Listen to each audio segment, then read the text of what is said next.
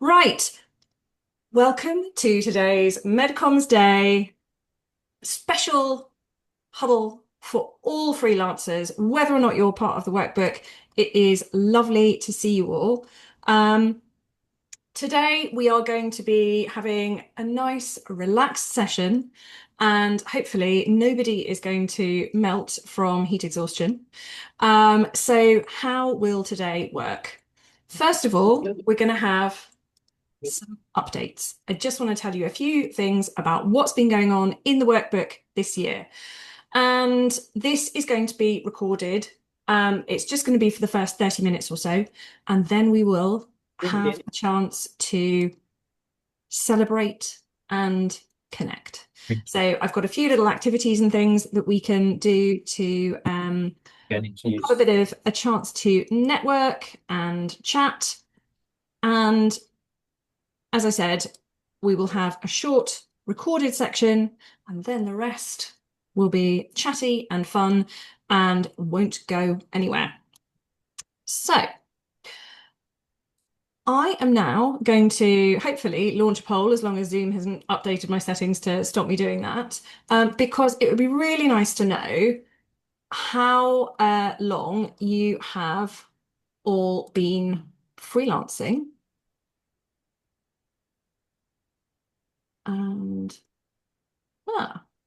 this is interesting. It has not got the poll that I created this morning. So I'm going to share this one instead. It's different questions, so I'm not going to share my screen. And I'm going to hope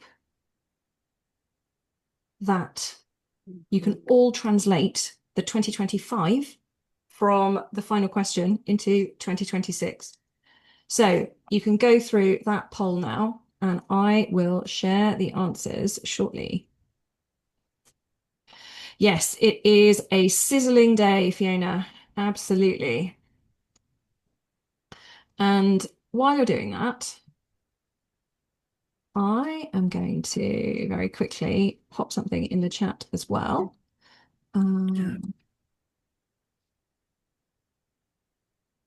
Because it would be lovely if we could all share LinkedIn details and say hello to everyone, so we can do some offline networking after the call as well. So that is my LinkedIn profile and the MedComms Workbook LinkedIn, so that you can follow that as well. And it looks like we've got quite a few people who have done the poll so far. I can see the numbers coming in, which is fab.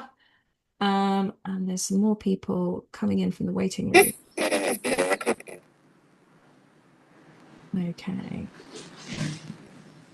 Oh.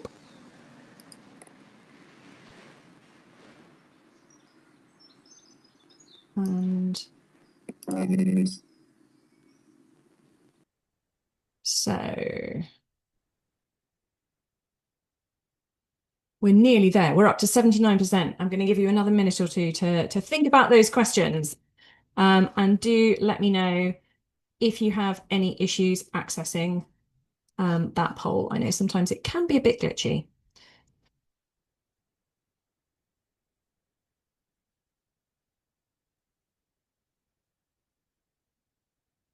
85%. We are getting there.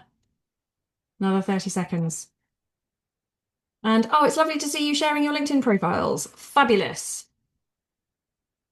Not so sizzling Melbourne. Yes, Alistair, I am sure the weather in Australia is for once not as hot as it is here, which is all a bit wrong. Bound to happen sooner or later. Yeah, absolutely. But yes, I know that even in the winter in Australia, it is often warmer than it is here. But not today. Fabulous. Right. Okay, it looks like we're up to 90%. I don't see any more answers coming through, so I am going to end that poll and share the results. So hopefully you should be able to see that popping up on your screen as well. And it's it's nice to see that we have some love for the cake, but very few people, and I am not surprised. So I was thinking about cake for this year and decided no, it's too hot for cake. I am going to have an ice cream. Now, eating an ice cream during a Zoom is a dangerous business. So my ice cream is still in the freezer, waiting for me for when I finish this session. But I am also sending thoughts and prayers for the people who forgot about snacks. Guys, you need your snacks. It's very nice to see that we've got some MedComms pets by your side as well. Um, Although there are some people who do not have pets. I don't have pets, but I do have a fan, so I'm all right today. And if you do have pets that are willing to say hello, do feel free to lift them up or turn your camera because it's always nice to say hello to the pets. Um, and it looks like we've got a really nice mix of people in terms of freelance experience. A few people thinking about going freelance. We've got 28% who have been freelance for less than a year. So welcome to the freelance gang. That's lovely. And then looking like 10 to 20% in all of the categories from 1 to 4 years, 5 to 9, 10 to 14, and 15 plus. So a really nice mix of experience across the board there. And oh, um, so the final question, how would you describe your freelance workload so far in 2026, not 2025? Steady and consistent is a strong winner, which is fabulous. Really good to see that. Um, a few people saying a bit quieter than expected, but nobody saying really quiet. And I think that is in contrast with last year. I don't have the exact figures in front of me from the session that we did on MedComms Day last year, but I'm pretty sure that was not zero. So that is really nice to see. Super. Okay. We've got some more people sharing their LinkedIn details in the chat. So if you haven't opened that up, do have a look and make some friends. I'm going to stop sharing that poll now. And I am going to go back to my slides because I want to give you a little bit of an update about the year so far. And I think it's really lovely to know that the MedComms Workbook community is still going strong more than 10 years after Peter Llewellyn founded it. I have been working on the MedComms Workbook for just over 2 years now. So I took over from Peter in April 2024. And as of this morning, there are 363 of us and counting.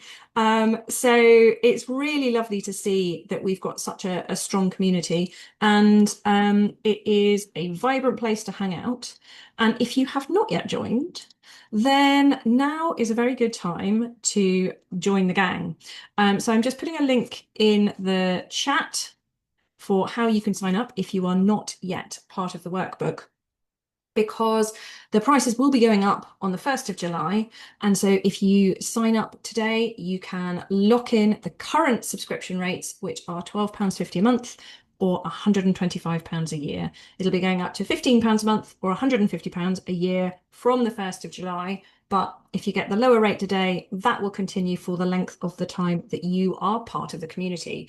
Now, I'm not doing a hard sell. I just wanted to mention it because it's a good deal. So let's have a look at the rest of the update.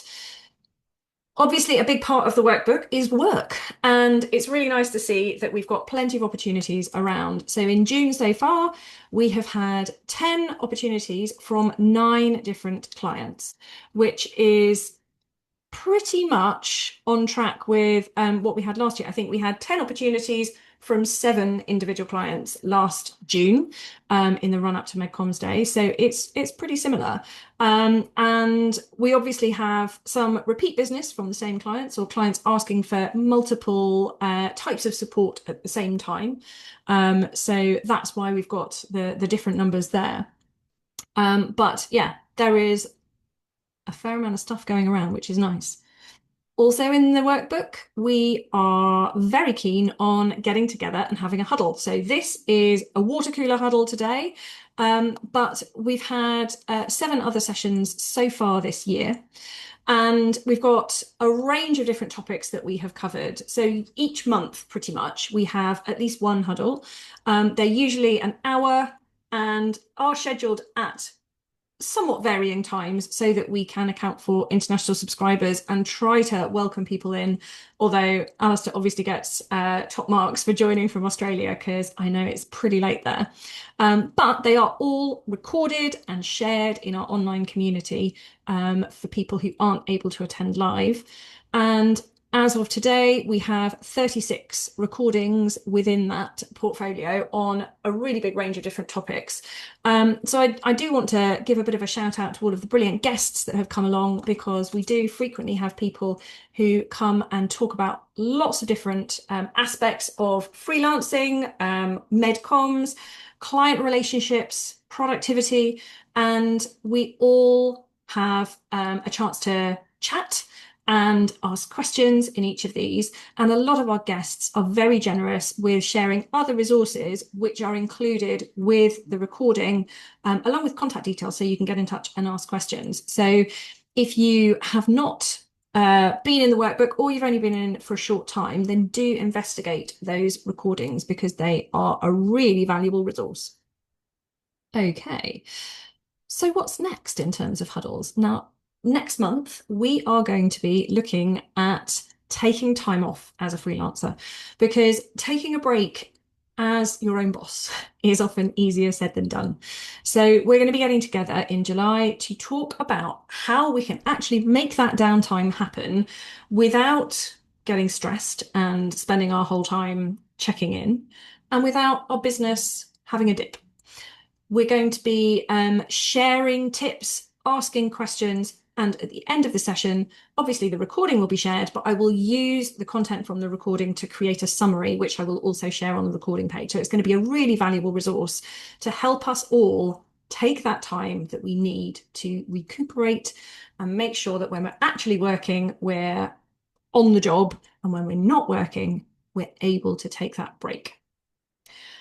I'm also planning topics for the rest of the year, and now is the moment to seriously tell me what you would like to cover because I am always open to ideas. You can send me an email or pop me a DM on Heartbeat if you've got a topic that you want us to cover, or if you have a speaker that you would like to suggest, or if you would like to volunteer yourself, because I'm always happy to include speakers from within the workbook. And several of the people on the previous slide are actually members of the workbook as well. So you can also go and connect up with them within the workbook community, as well as watching the recordings of their huddles.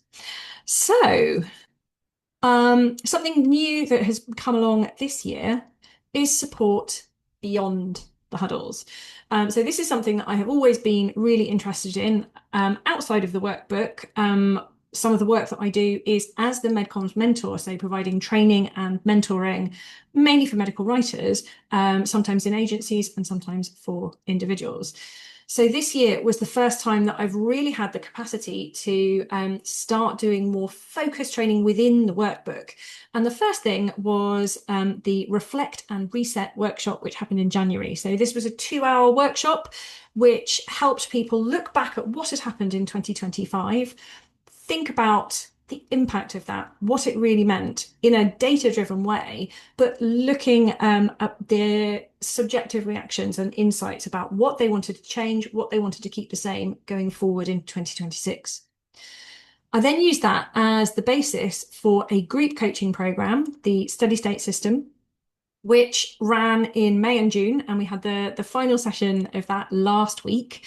And this was actually more than an expansion of Reflect and Reset. It went a lot deeper into how freelancing works and the challenges that experienced freelancers can experience when you are running your own business and all the decisions are up to you.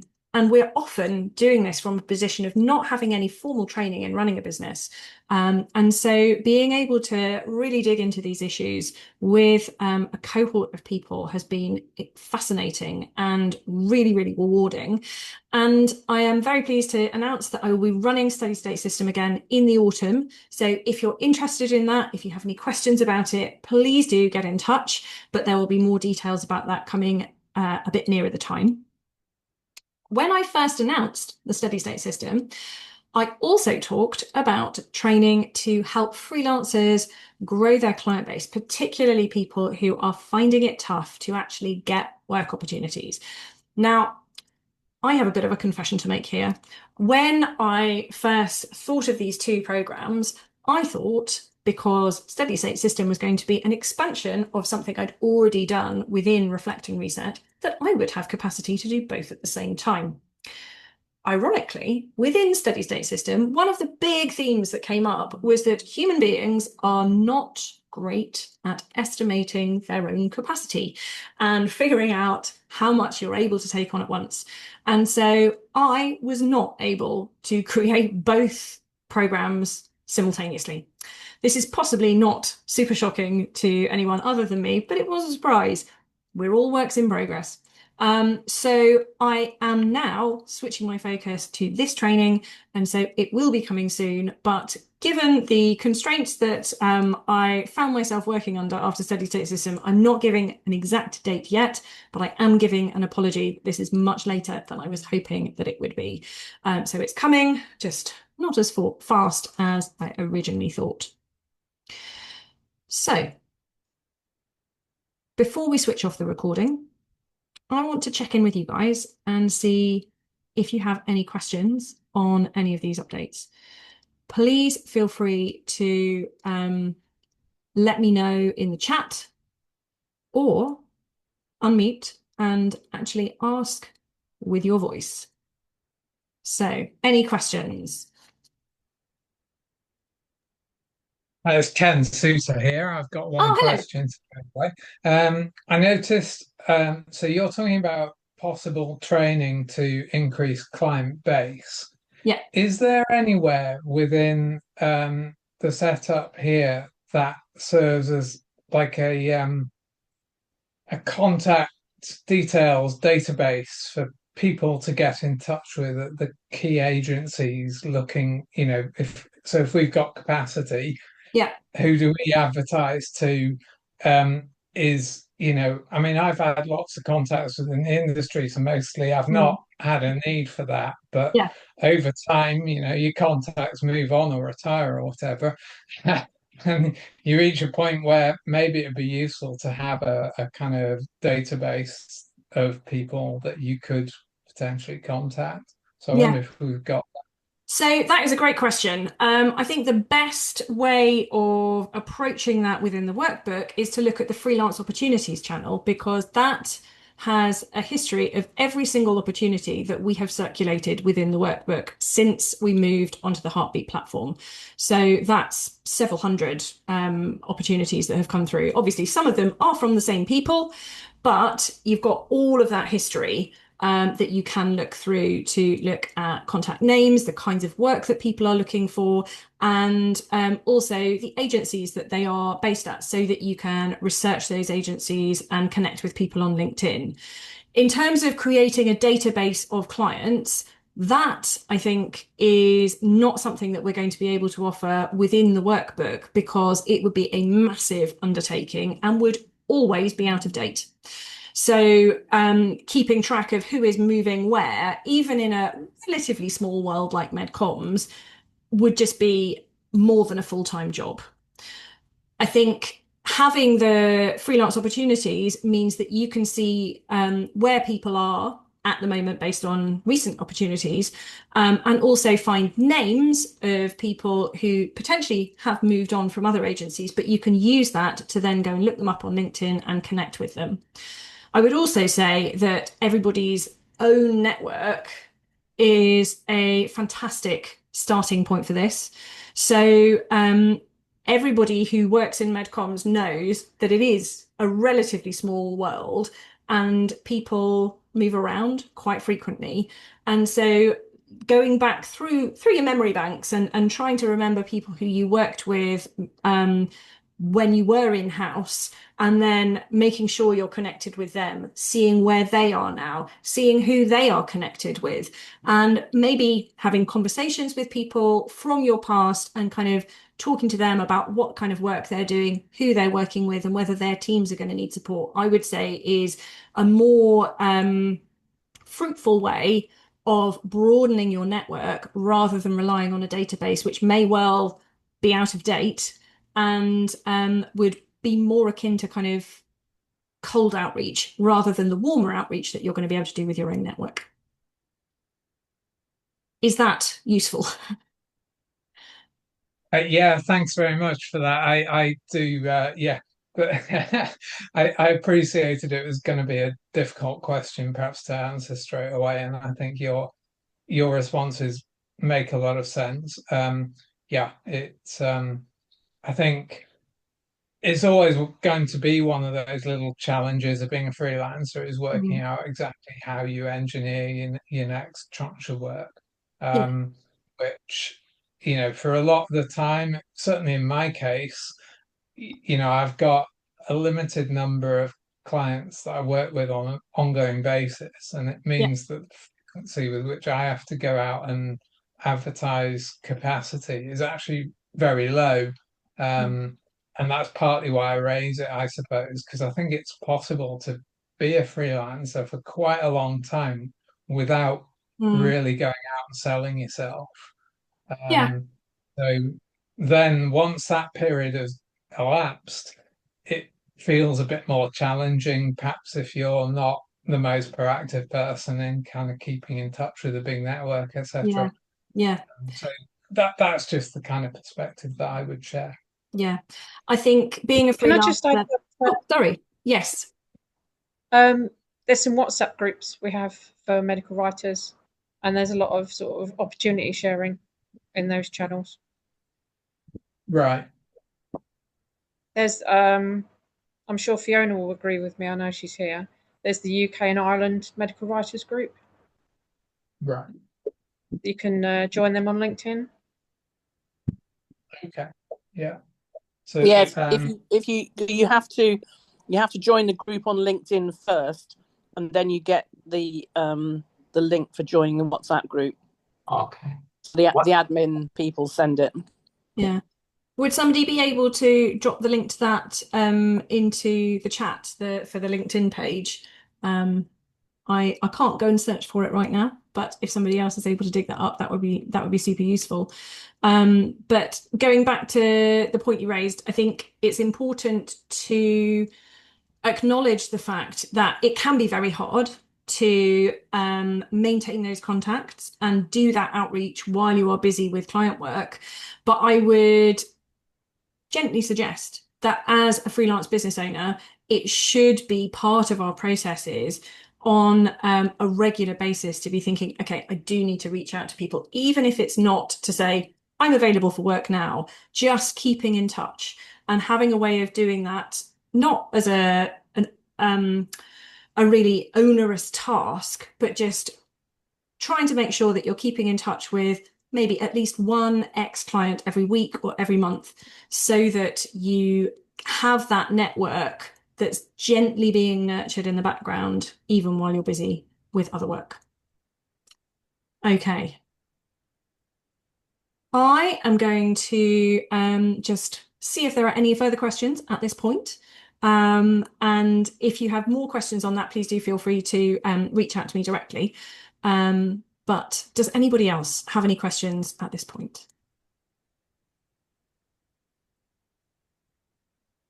I am more than happy to do a session. But I'd rather that be on, because I'm a health economist, so it's Yeah. slightly different. So I'd rather do it on something that you guys want to hear about. So any ideas that you'd like me to discuss, I can put something together, hopefully. Amazing. Well, thank you very much for volunteering. Let's pick up on that separately, and I'm sure we will be able to think of something because I think that sounds very interesting. Thank you so much for volunteering. Mhm. Super. Any other questions at this point? Okay, you're all being jolly quiet. That's fine. I am going to stop the recording now, so that we can have a bit more chat and networking opportunities without being recorded. So if you're watching on the recording, thank you very much for joining us. And if you're not on the recording, you're here live, please don't go anywhere. Here we go.